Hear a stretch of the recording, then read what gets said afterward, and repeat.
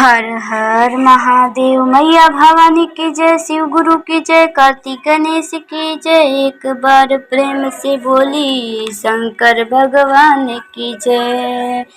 तो एक बार प्रेम से बोली शंकर भगवान की जय।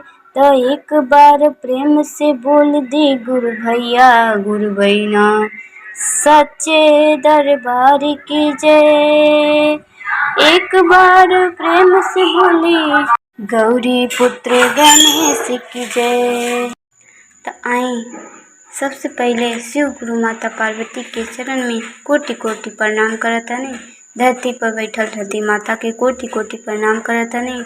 और आप सभी गुरु बहना गुरु भाई के चरण में कोटि कोटि प्रणाम करतानी। आप सभी के हर हर महादेव। अगर भगवान के आप लोग कथा सुनतानी तो पूरा जरूर सुने।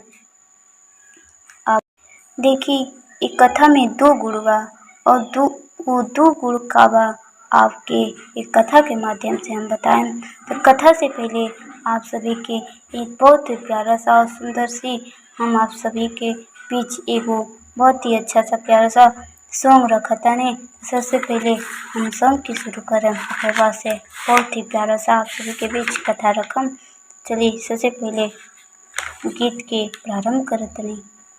और आप सभी से हाथ जोड़ के निवेदन बा कि अगर हाँ हमारे एक कथा में और इस सॉन्ग में थोड़ा भी कोनो प्रकार की गलती हुई तो एक बेटी समझ के माफ कर जाओ। तो चलिए सॉन्ग की शुरू कर जाओ। अगर आप सब इस चैनल पे पहली बार आए बन जाओ तो चैनल के सब्सक्राइब जरूर कर जाओ। कहाँ से कि एक और हम शिव चर्चा की सॉन्ग आप सभी के बीच रख चुकल बानी। तो आप लोग उस शिव चर्चा के बहुत ही प्रेम से सुन जाओ। वो शिव चर्चा में बहुत ही अच्छा होगा तो जरूर सुन जाओ। तो देखिए एगो शिष्या रहली वाली गल वाली ससुराल में से नैया से शिव चर्चा करताली। नैया से शिव चर्चा करताली और ससुराल में गई वाली शिव गुरु से दया मांगताली। बेचारी मन में ही गुनगुनातली भजन के गुनगुनावतली कि एगो मालिन के घरे गईली। मालिन के घरे गईल वाली और कहताली कैसे गई दे रे मलिनिया ले आई दे रे मलिनिया गई दे रे मलिनिया ले आई दे रे मलिनिया। तो नमः शिवाय के मालावा ले आई दे रे मलिनिया नमः शिवाय के मालावा ले आई दे रे मलिनिया। नमः शिवाय के मालावा ले आई दे रे मलिनिया नमः शिवाय के मालावा। जप हम करिला दीनवा रतिया जप हम करिला दीनवा रतिया। एगो मलिनिया ना तो एगो मलिनिया ना तो नमः शिवाय के मालावा ले आई दे रे मलिनिया नमः शिवाय के मालावा ले आई दे रे मलिनिया नमः शिवाय के मालावा। शिष्या कैसे कहतली शिष्या कहतली हमरा खातिर एगो नमः शिवाय के माला गोई द और तनी गोई के हमरा घरे पहुँचा दीह। हम शिव गुरु के दिन रात जाप करीला। कैसे कहतली गोई दे रे मलिनिया ले आई दे रे मलिनिया गोई दे रे मलिनिया ले आई दे रे मलिनिया नमः शिवाय के नामवा जपिले मलिनिया। कहतली कि हम नहीं चाहत कि एगो नाम हमरा मुख से छूटे। हम नहीं चाहत कि हम नहा धो के हरदम जाप मलवा के जाप अगनवा में पीछे करेंगे। किसे गा के कहतली मालवा के जपवाया गन में बीचे करिला, मालवा के जपवाया गन में बीचे करिला, गन में बीचे करिला या गन में तुलसी रहिले, गन में बीचे करिला या गन में तुलसी रहेली। रोज रोज एक लोटा जलवा हम चढ़ाइला, रोज रोज जलवा हम एक लोटा चढ़ाइला। अरे मालवा के जपवा हम अगन में बीचे करिला, मालवा के जपवा हम अगन में बीचे करिला, मालवा के जपवा हम अगन में बीचे करिला। सास नमवा धरले के बहु हई भगतनिया हो, नमः शिवाय के मलवा देवेली मलिनिया हो, नमः शिवाय के मलवा देवेली मलिनिया हो, नमः शिवाय के मलवा देवेली मलिनिया हो, नमः शिवाय के मलवा जप करती नवा हम उतरतिया हो, जप करती नवा औरी रात हो, जप करती नवा औरी रात हो। ससुर नमवा धरेली, ससुर नमवा धरेली, बहु हई भगतनिया हो, नमः शिवाय के मालवा लिया दे रे मलिनिया हो, नमः शिवाय मालवा लिया दे रे मलिनिया रे, नमः शिवाय के मालवा। अरे मालवा के जप हम किचन के बीच कहनी, मालवा के जप हम किचन के बीच कहनी, गोती नमवा धरेली, गोती नमवा धरेली, देवरानी है डैनिया हो, गोती नमवा धरेली, देवरानी है डैनिया हो, नमः शिवाय के मालवा लिया दे रे मलिनिया, नमः शिवाय के मालवा लिया दे रे मलिनिया रे, नमः शिवाय के मालवा जप करती नवा औरी रात हो, जप करत दीनवा औरी रात हो, नमः शिवाय के मालवा लिया दे रे मलिनिया, नमः शिवाय के मालवा लिया दे रे मलिनिया।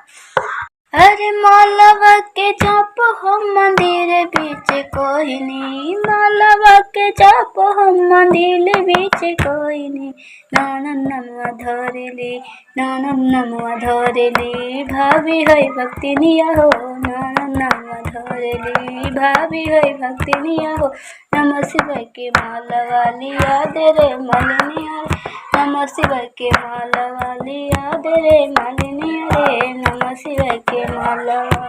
भजन के लास्ट भाव है, देखी ये भजन के बहुत ही लास्ट भाव है, बहुत ही अच्छा बा, एक बार जरूर सुनी।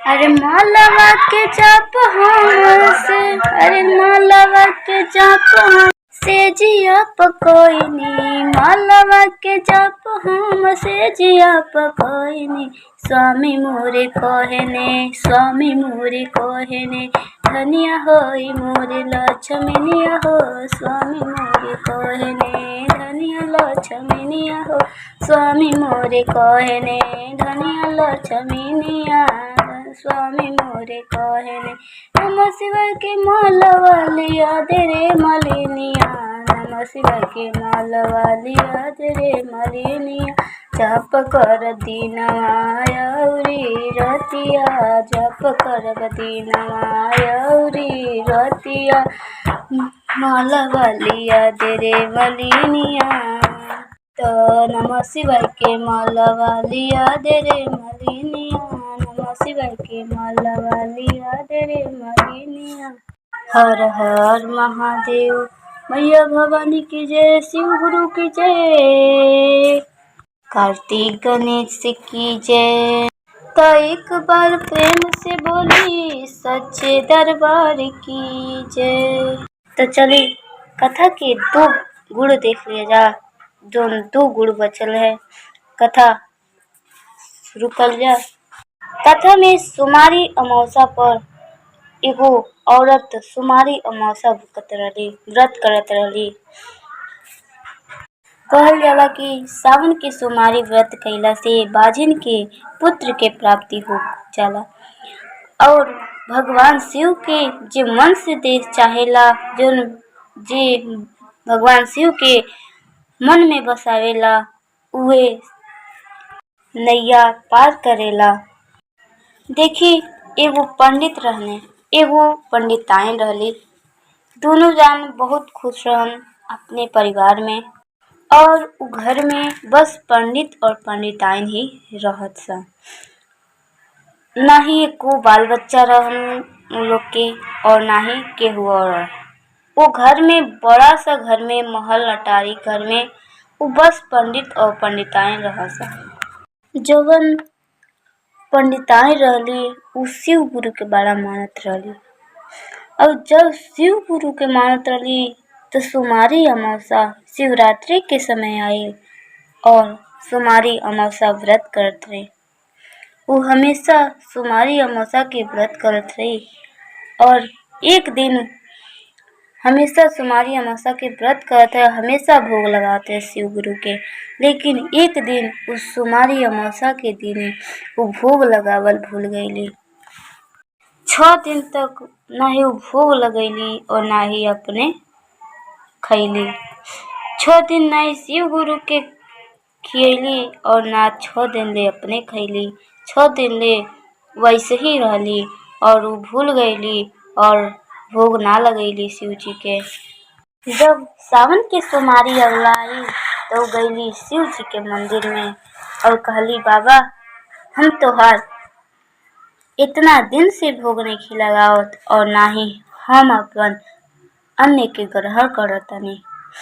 उ रो रो कहतली ई बात के कि ए बाबा हमार आज ले गुड़ सुना बा, और हमार इतना महल अटारी बा, लेकिन हमार एक भी बाल बच्चा नहीं खे। अगर एको बाल बच्चा रही तो हम अपने जीवन में खुश रहती। देखी हर एक औरत के सपना होला कि ओकर एगो बाल बच्चा रह तो वो अपन जिंदगी में खुश रह। ऐसे ही भोले बाबा भी सुनते रहने उनका बात। लवरी रो रो कहे तो भोले बाबा का कहतने, अरे चुप हो मत रो खुश हो ख, चुप हो मत रो खुश हो ख। अरे खुश बानी माँ गवरदनवाए शिशिया, खुश बानी माँ गवरदनवाए शिशिया। चुप हो क मत रो शिशिया, चुप हो क मत रो शिशिया। बानी हम खुश माग तू वरदानवा, बानी हम खुश तू माग वरदानवा, बानी हम खुश। शिष्या का कहतली, अरे एक ही त पुत्र बिना सुना बाटे गोदिया, एक ही त पुत्र बिना सुना बाटे गोदिया, एक ही त पुत्र बिना सुना बाटे गोदिया। अरे एक ही त पुत्र बिना सुना भगवानवा, एक ही त पुत्र बिना सुना बाटे गोदिया, सुना बाटे गोदिया। एहो शिव गुरु हमारे कही त सुन बाटे भवनवा गुरु, एक ही त सुन भवनवा गुरु। हमर कत दे वरदानवा गुरु, हमरा कत दे वरदानवा गुरु। जब भोले बाबा इतना बात सुने कि एक ही पुत्र बिना इनकर गोद सुनावा और एक ही पुत्र बिना इनकर भवनवा सुनवा, तब गुरुजी वो जब प्रकट बने और कहने कि ठीक बा, हम तोहरा के एगो तोहरा गोद में पुत्री के जन्म देम। पुत्र के तो ना देम, लेकिन पुत्री के जरूर जन्म देम। काहे से कि तोहरा भाग में ना ही पुत्र के जन्म रहल और ना ही पुत्री के, तो तोहरा जीवन में तोहरा केहू ना पुत्र ना पुत्री के तोहर भाग में ना रहल। लेकिन अगर तू इतना ही कहतलू, तोहर इतना ही बा, तो हम तोहरा गोद में एगो बेटी के जरूर जन्म देम। तो देखी कुछ दिन बीतल और उनकर एक सुंदर से बहुत ही प्यारी सी बेटी भइल। लेकिन साथ में इहो भी गुरुजी कहनी कि देख, हम बेटी तो जन्म देम, लेकिन वो बेटी के तोहरा के नए वर्ष पर शादी कर देत बा।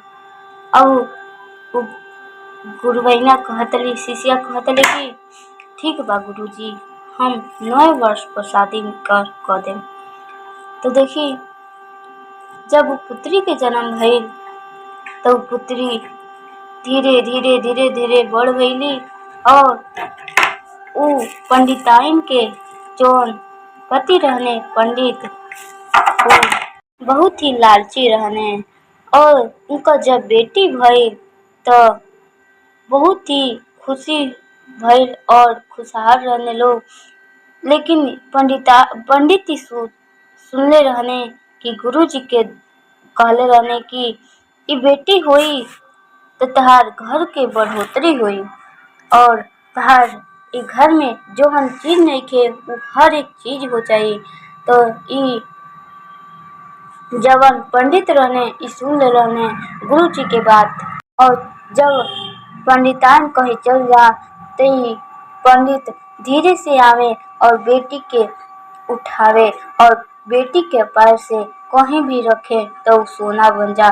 भगवान कहले रहने कि ए बेटी के तू पैर से जहाँ भी लगैबू उ जौन चीज छुआई उ सोना बन जाई, कोनो चीज छुआई तो सोना बन जाई।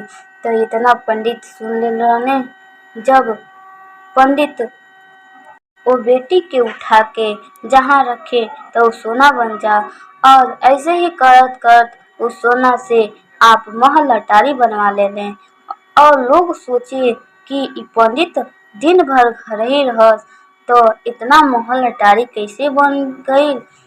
सब केहू हैरान हो गए कि आखिर ई पंडित कौन मंत्र मने हाँ कि इनका घर इतना इतना धन दौलत से भर गए। ई हमेशा घर रहत और कहल जाला कि जब धन बढ़े तो बढ़े लेकिन मन ना बढ़े। ऐसे वो हमेशा पंडित जी हमेशा पूजा पाठ सबके घरे कर जाए और जब इनकरे बेटी भई तो सुन रहने बात और अपने बेटी के पैर लगा के धन दौलत लिया देते रहने। और जब धन दौलत लिया देता है तो वही धन दौलत से वो अपन महल अटारी बनाता है और सबके घरे कथा कहल, सबके घर पूजा करवाइल, वो जाइल बंद कर देने।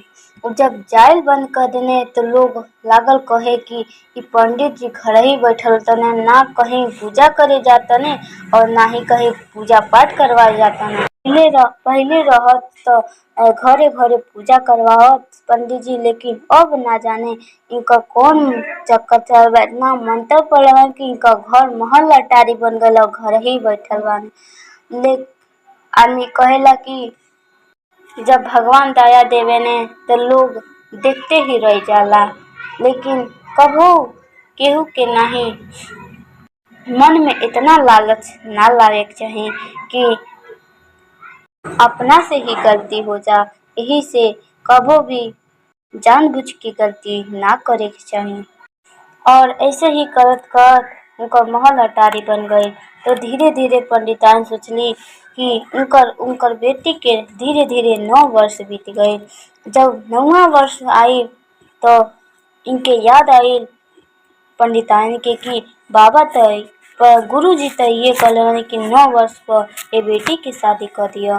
तो पंडिताइन अपना पंडित से कहतली कि देखी ना हम लोग के बेटी 9 वर्ष के हो गए, एगो वर खोज के लाई, एक सुंदर सा वर खोज के लाई। पंडित को सोचे लगने कि पंडित जी तो लालची रहने, वो सोचने कि अगर हम अपने घर से बेटी के निकाल दी तो हमार जितना धन दौलत बा सब चल जाई और कुछ ना रही।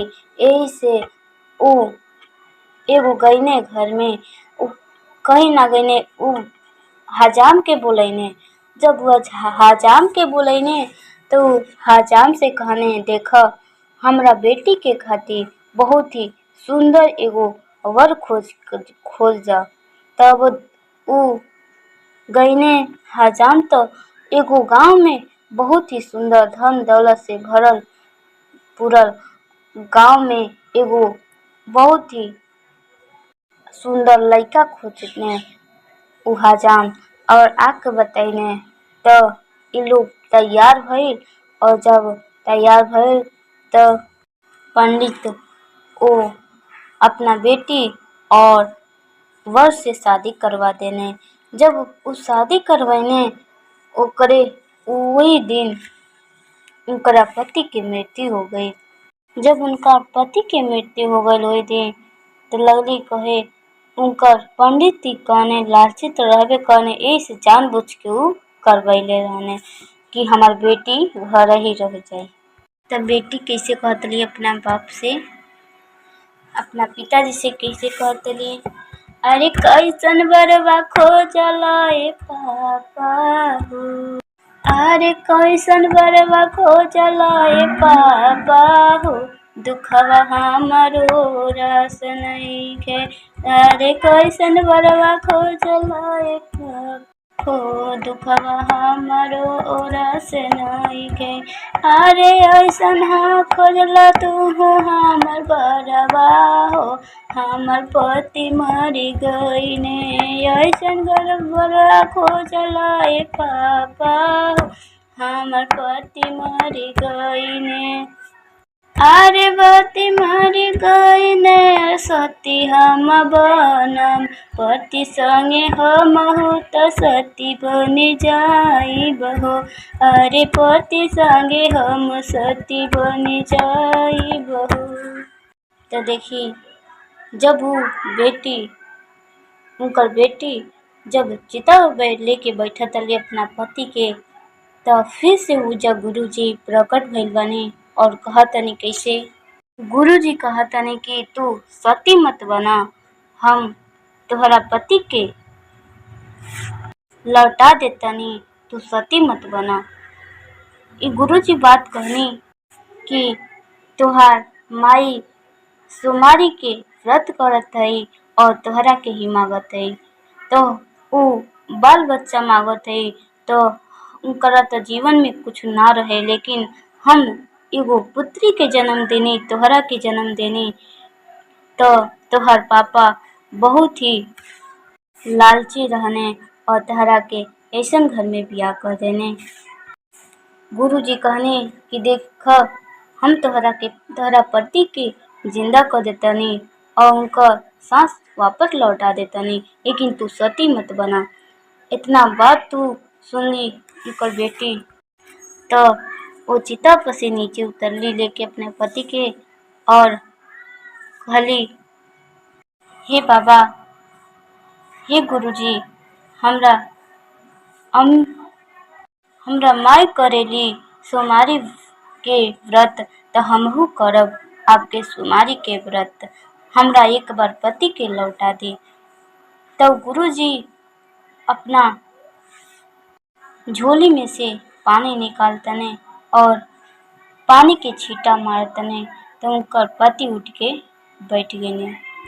जब उनकर पति उठ के बैठ गई ने और वो लोग खुश हो गई दोनों लोग, और भोले बाबा के लाख लाख शुक्रिया करत, और भोले बाबा जैसे प्रकट भइला से पहले वो शिष्या से वो पंडित की बेटी से जरूर कहने जाते जाते कहने की, अरे छोड़ियो न सावन के सोमारी हो, अरे छोड़ियो न सावन के सोमारी हो, अरे छोड़ियो न सावन के सोमारी हो, गुरु के भोगवा लगाइयो, छोड़ियो न सावन के सोमारी हो, गुरु के भोगवा लगाइयो, भोगवा लगैया हो भोगवा लगैया भोगवा लगैया हो भोगवा लगैया छोड़ियो न सावन के सोमारी हो शिष्या भोगवा लगैया छोड़ियो न सावन के सोमारी हो शिष्या भोगवा लगैया। एक बार प्रेम से बोली सच्चे दरबार की जय। एक बार प्रेम से बोली शंकर भगवान की जय। कहल जाला कि केहू के अगर अच्छा काम ना कर सकेला तो बुरा भी काम ना करे के चाही। कहल जाला कि बुरा किसी का कर ना सको तो भला किसी का। कहते हैं कि भला किसी का कर ना सको तो बुरा किसी का मत करना। लेकिन वो पंडित जी वो बेटी के ही साथे बुरा कर देलने। हर हर महादेव मैया भवानी की जय शिव गुरु की जय कार्तिक गणेश की जय। तो एक बार प्रेम से बोली गौरी पुत्र गणेश की जय।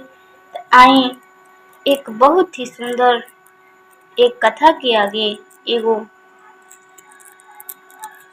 गीत रखा तनी और एक गीत के माध्यम से आप लोग सुनम। बहुत ही बढ़िया गीत बा, जरूर सुनम। अरे फूलवा मगवनी फलवा मगवनी जलवा चढ़वनी गुरुजी फूलवा मगवनी फलवा मगवनी जलवा चढ़वनी गुरुजी तब जाके पूरा मनवा तो शिव चर्चा करवनी गुरुजी तब जाके पूरा मनवा शिव चर्चा करवनी गुरुजी। अरे फुलवा मगवनी फलवा मगवनी जलवा चढ़वनी गुरुजी फुलवा मगवनी फलवा मगवनी जलवा चढ़वनी गुरुजी तब जाके पूरा मनवा तो हम शिव चर्चा करवनी गुरुजी तब जाके पूरा मनवा तो हम शिव चर्चा करवनी गुरुजी। ए बाबा खोली ना के बड़िया हम दुवरिया रौरा आइल बानी ना हे बाबा खोली ना के बड़िया हम दुवरिया रौरा आइल बानी ना। अरे भंगिया चढ़ाई तुरवा चढ़ाई बेलपतिया चढ़ाई वे गुरुजी भंगिया चढ़ाई तुरवा चढ़ाई बेलपतिया चढ़ाई वे गुरुजी तब जाके पुरिया रमना तो शिव चर्चा हम कराए गुरुजी तब जाके पूरा रमना तो हम शिव चर्चा करेनी गुरुजी तब जाके पूरा रमना तो हम शिव चर्चा करेनी गुरुजी।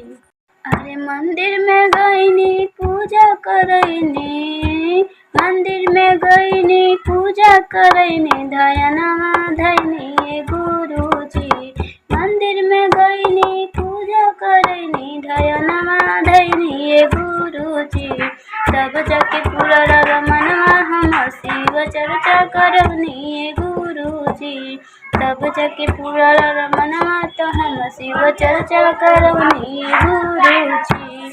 अरे शिव गोहराई ज्योति जलैनी शिव गोहरैनी ज्योति जलवनी गुरु बहिना बोलवनी गुरुजी शिव गोहरैनी ज्योति जलैनी गुरु बहिना बोलवनी गुरुजी तब जाके पूरा रमनवा तो हम शिव चर्चा करवनी गुरुजी तब जाके पूरा रमनवा तो हम शिव चर्चा करवनी गुरुजी तब जाके पूरा रमनवा तो हम शिव चर्चा करवनी गुरुजी। हर हर महादेव मैया भवानी की जय शिव गुरु की जय कार्तिक गणेश की जय। तो एक बार प्रेम से बोले सच्चे दरबार की जय। अगर आप सभी के कथा एक गीत के पसंद आए लोग के तो चैनल के सब्सक्राइब और वीडियो के लाइक जरूर करन जान। तो ऐसे ही शिव चर्चा सावन में बहुत ही अच्छा हम शिव चर्चा लेके आए और आप लोग देख रहे हैं हमारे चैनल की। तो मिला तनी एगो नया वीडियो में। धन्यवाद। हर हर महादेव।